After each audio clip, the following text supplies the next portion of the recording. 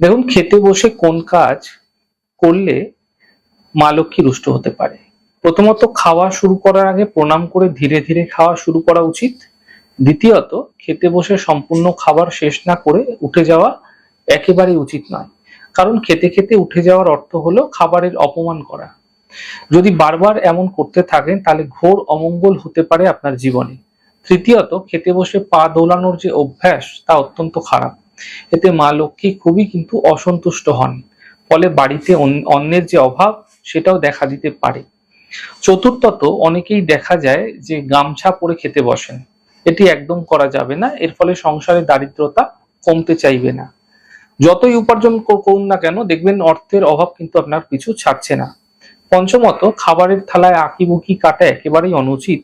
এটি বিশেষত শিশুরা করে থাকে, তবে এটি করা একেবারেই উচিত নয়। এতে ঘরের যে অভাব সেটা প্রবেশ করতে পারে ঘরের মধ্যে। ষষ্ঠত, খাবারের থালা শেষে অনেকে চেটে খান। একেবারেই কিন্তু শেষ মুহূর্তে, শেষ পাতে কিন্তু খাবার থালা জিভ দিয়ে চেটে খাওয়া উচিত নয়। এতে কিন্তু মা লক্ষ্মী কুপিত হন। সপ্তমত, খাবার যতটুকু প্রয়োজন ততটুকুই নেওয়া উচিত, খাবার নষ্ট করা একেবারেই বর্জনীয়। এই নিয়মগুলি মেনে চললে আপনাদের ক্ষেত্রে আপনার জীবনে সুফল মিলতে, শুভ প্রভাব বৃদ্ধি পেতে দেখতে পাবেন।